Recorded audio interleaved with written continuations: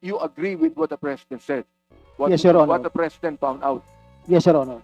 But you do not know if that is a ghost project or a non-completed project or a substandard project. Yes, Your Honor. Now, look, why don't you know when you should know?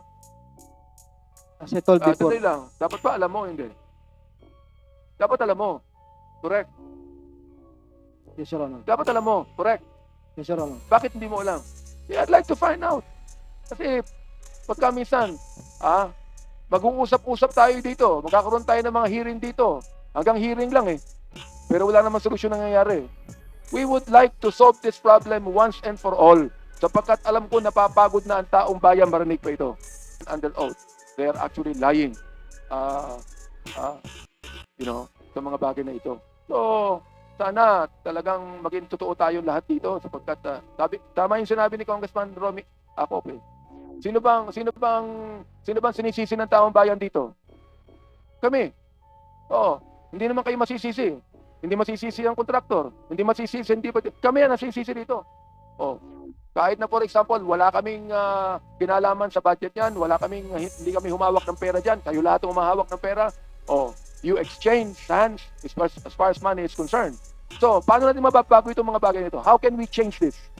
Because we have, right now, gusto kong magkaroon tayo dito ng desisyon, paano natin babaguhin itong problemang ito? Kakainis na eh.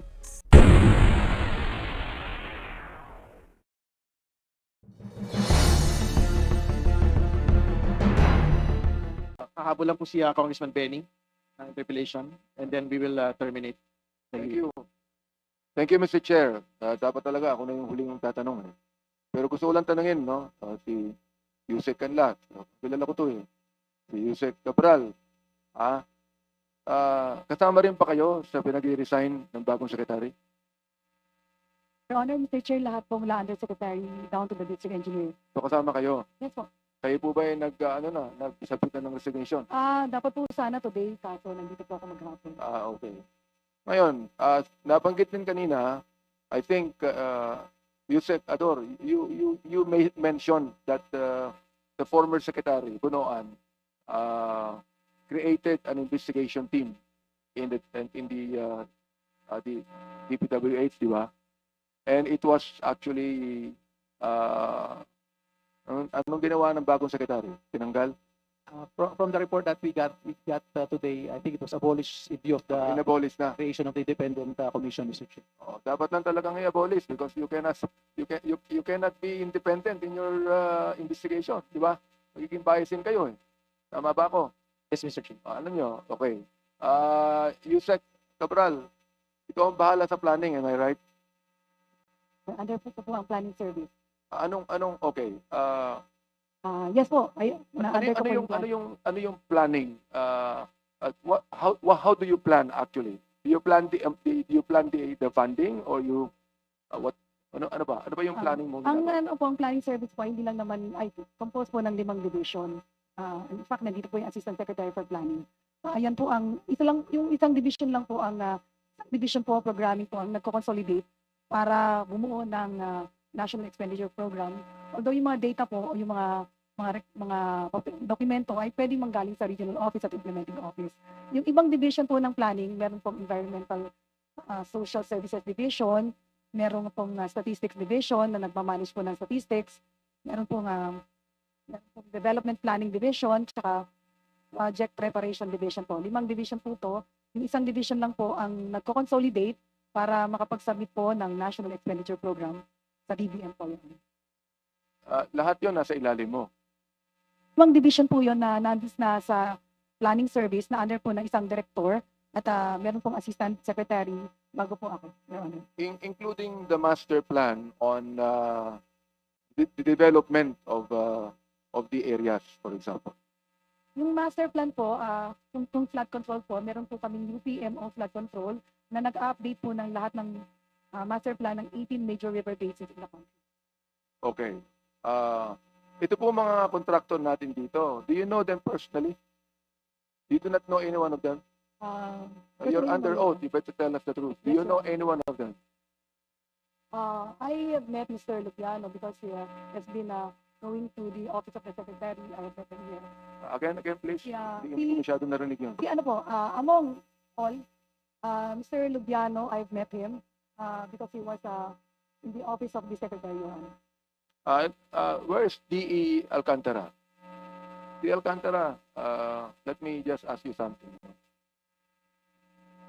The project that the president visited, and he began to complain about it because it was actually a ghost project, it was substandard project, it was not actually completed. Do you agree with what the president said? Do you know about it? Your Honor, I don't know about it, but I agree to what President has said. So therefore, do you agree with what the president said? Yes, Your Honor. What the president found out. Yes, Your Honor. But you do not know if that is a ghost project or a non-completed project or a substandard project. Yes, Your Honor. Now, look, why don't you know when you should know? As I told before, Dali lang. Dapat ba alam mo? Hindi. Dapat alam mo. Correct. yes, Your Honor. Dapat alam mo. Correct. Yes, Your Honor. Bakit hindi mo alam? Tell me why. Why is it that you don't know? You're under oath, ha? Yes, Your Honor. I base my observation on the submitted reports of my personnel, Your Honor. You base your report on your trust. Sabi mo kanina Yes, Your Honor. yung pagkitiwala mo sa mga kontraktor. Tama. No po, doon po sa mga assigned project engineers po. Sinong gumawa ng mga assigned project? Mga personnel po ng DPWH from project inspector, project engineer, materials engineer, and the implementing section chief po, Your Honor. But they're not monitoring it. In fact, the president said it's not even completed. Nakalagay completed ng DPWH. Ibig sabihin, you're not able to monitor. You do not monitor the beginning of the construction. You do not monitor while it's being constructed. You do not monitor when it is finished. Your Honor, there are some personnel who is assigned to monitor from the very beginning of the project, Your Honor. But you admitted kanina that you are not able to monitor it. Am I right? Yes, Your Honor. Anong ginawa mo ron sa mga personnel mo I asked them, na hindi minomonitor? I personally asked the project engineer why it happens. Because they signed the accomplishment and they have submitted all the reports in the PCMA, Your Honor. Anong ginawa mo after telling them that? Sir, sir, wala na po ako sa district office at that time nung nagbisita po ang ating presidente. You mean to tell me that the president know about it? He is going to clean up the mess that you made? Is that what you're telling me now? No, Your Honor. Anong know your honor? How do you explain that? Ang ibig ko pong sabihin, wala na po ako, hindi na po ako di at that time. That's why I asked the project engineer personally. Sabi ko, ikaw ang project engineer, saka po yung section chief na nag-i-implement. Sila po yung nag-implement ng project na personnel po. Tinanong ko sa kanila, bakit merong ganyan na nakita ang presidente? Despite na sinertify po nila na merong project po. Yung pinirmahan mo mga project kanina, ipinakita ni Congressman Joel Chua here. Tatlo yan. Pinirmahan mo yan, di ba? Yes At po. inamin mo din na hindi po talaga na-monitor yan. Yes po, Your Honor. Yan, okay. So anong ginawa mo ron sa mga personnel dapat mag-monitor nun? Pinagalitan ko po sila. Although hindi ko Pinagalitan mo lang sila? tinanong ko po sila kung bakit po nangyari yon. Andito ba sila ngayon? Are they here today? I think there is project engineer assigned here at the PL.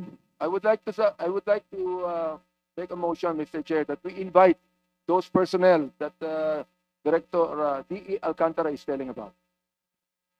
Yes, they will Next be hearing. invited, Chairman Aban. Okay. Now, ito, pinirmahan mo yan. Oo. And you are responsible, di ba?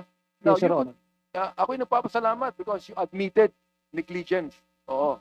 But negligence is not corruption. Because corruption, merong pagpapalit ng pera dyan, di ba? Am I right? Yes, Your Honor po. Ayun. Okay. Pero still, negligence should be your accountability. Yes, Your Honor. And therefore, you must face the cases against you as far as negligence is concerned. Am I right? Yes, Your Honor. For example, inamin mo din, and I'm so glad na inamin mo na nagkakasino ka. Di ba? Yes, Your Honor. At ang kasama mo dyan, yung deputy mo, si Bryce. Am I right? Minsan po. Yes. Minsan Yes, Your Honor. nakasama mo Opo. siya. Opo. At alam mo ba, na bawal sa government employees sa magkasino. Yes, Your Honor. Yet you did it. Yes, Your Honor. Okay. Now, Kung doon lamang sa casino na alam mong bawal na gawin mo yan, nagawa mo, how much more sa trabaho mo at DPWH? Not to that matter, Your Honor. Sa project po, ayan pong mga pangyayari yan ay kung hindi nyo po ikagagalit, Your Honor, Alam hindi ko po, mo, mahirap paniwalaan yan, DE Alcantara. Kung ikaw mismo, you violate the law as far as playing the casino is concerned, then you can also violate the law as far as the projects are concerned. maybe my violation, Your Honor, is the negligence. Actually po, I hope hindi po kayo magalit, Your Honor. May mga tao naman pong ma-invite kayo. They will tell everything what happened to that po. Salamat po. You better tell us the names of your personnel that Yes, ought to right be now. invited here para Yes, Your Honor. makita natin lahat to, malaman natin lahat, di ba? Yes, Your Honor. Okay. Yung mga nakalagay doon, na mga contractor, for example, doon sa pinirmahan mo, meron ding Wawaw contractor, Wawaw, di ba?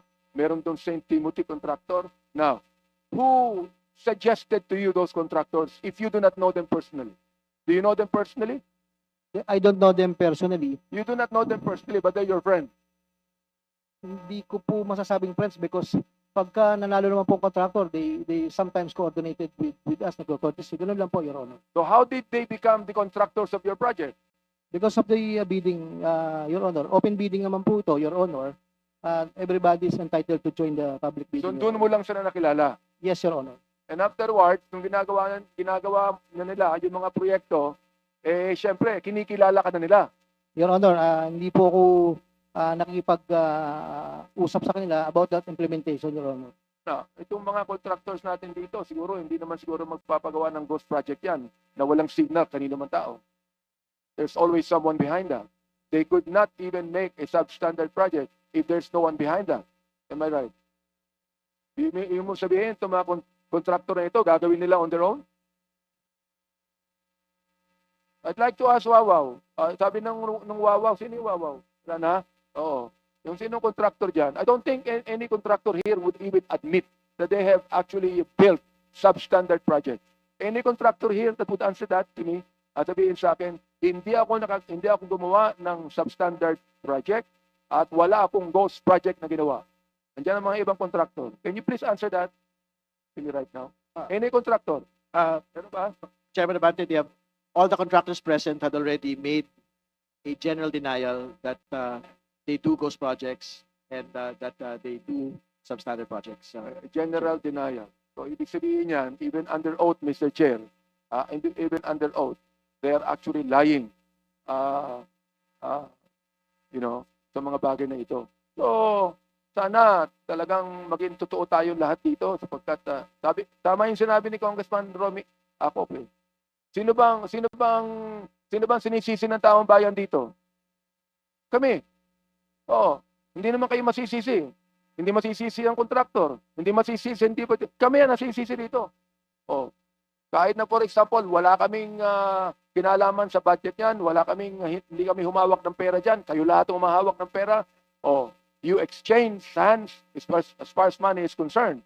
So, paano natin mababago itong mga bagay nito? How can we change this? Because we have, right now, gusto kong magkaroon tayo dito ng desisyon, paano natin babaguhin itong problemang ito? Do you have any proposal to me, Director the DE Alcantara? How can we able to change this? Kakainis na eh. Totoo lang. It's my own opinion lang po, no? It's not the opinion of the department, Your Honor.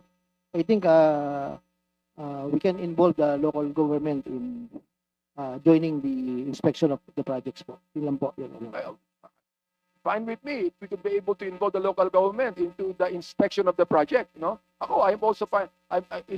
Okay din sa akin if we will coordinate with the LGU. Okay rin sa akin yun. Okay rin sa akin yun if we will consult the LGU. Ang pinag-uusapan natin dito, yung corruption. Hindi pinag-uusapan yung permit, hindi pinag-uusapan yung consultation. Ang pinag-uusapan dito, yung pollution, actually, ng corruption na yan. Di ba? Naniniwala ka ba yun? Si COA, for example. Naniniwala ba kayo, COA, na may mga pagkakataon, may collusion din ng COA sa DPWH? On my part, Mr. Chair, wala po. On your part, wala. Anong ibig sabihin on your part? Wala Sir, kayong alam. bilang auditor po, sir, wala po, sir. Wala kayong alam. Diba? Personally, wala kang alam. Tama? may I clarify, sir, kung ano pong gusto niyo sabihin sa Sabi mo on your part eh. On your part, wala. Anong ibig sabihin ng on your part? Ibig sabihin yan, personally, wala kang alam. Am I right? Tama po, Your Honor. Sa corruption, sa collusion, sa corruption, wala kang alam. Am I right? Opo, Your Honor. Yan. Pero, meron. Whether it be local government unit between the LGU and the COA. Ang tawag sa LGU? COA auditor. Oo. Meron, sa pananaw mo, meron din yan, di ba? Hindi naman pwede na merong korupsyon sa mga bagay na yan. Hindi alam ng COA. Hindi ko po masasagot, Your Honor. Hindi mo masagot. Okay. Ngayon, I'd like to ask, Yusek Cabral, tell me, how can we solve this problem now that we have? Because right now, the president is not only inspecting, but the president is angry. So how can we resolve the problem? Dapat po talaga may managot din sa mga ghost project po. Meaning, kung sino po yung mga accountable na tao, dapat po silang managot dahil hindi po tama yung nangyayari na may mga substandard at ghost project po. Kasi po, pag wala pong mananagot, baka po maging, baka isipin ng iba, makakalusot sila. So, kailangan pong may managot. Actually, we have been having this hearing since this morning. Walang nananagot eh. Walang nagsasabi ng dapat talaga ganito. I would like to ask the contractors present now that denied having ghost projects or substandard projects. How can we solve this problem? Tell me. Sa ating mga contractors, paano? You can answer one by one. Whoever would like to start answering.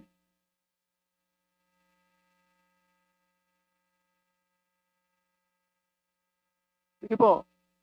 Oh. Sino yung mga contractor dyan? Pakisagot lang yung tanong ko, how can we solve this problem right now? This is a nagging problem. It has been going on ever since. Hindi ba, Kawa? Been going on ever since. Mr. Chair, based po sa mga findings po ng mga auditors natin, may mga observations po tayong nakita sa mga deficiencies po nila. That's why it's been going on ever since. Am I right? Yes, Mr. Chair. O yan. I'd like to find out from our contractors. Kayo, ang gumagawa ng mga proyekto natin. Kayo ho. O, paano po natin masosolve itong problemang ito? Wala pong ayaw magbigay ng solusyon?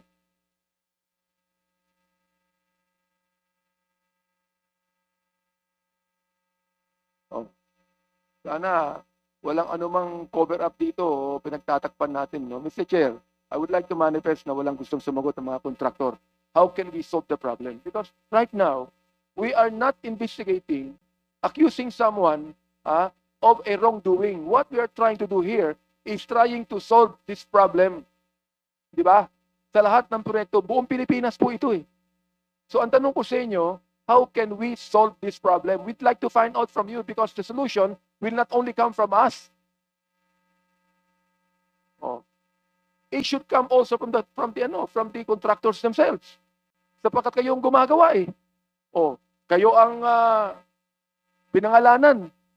Oh, tama ba ako? Kayo ang pinangalanan eh. Wala pong gustong sumagot sa inyo. Oh. Ako, tinignan ko kagad eh. Nung yung nilista ng Pangulo na 15 kontrakto, tinignan ko kagad yung mga kontrakto na gumawa ng mga proyekto. Na tinuro ko eh. Buti na lang, wala sa kanila. Alright. Nasabi ko parang kiping-kiwip na may contractors. It's not something na sabihin ko mga kaibigan yan. Ibig lang sabihin yan, sila ang gumawa ng mga proyekto sa distrito ko. Kaya ako sinabi yung mga bagay na yan.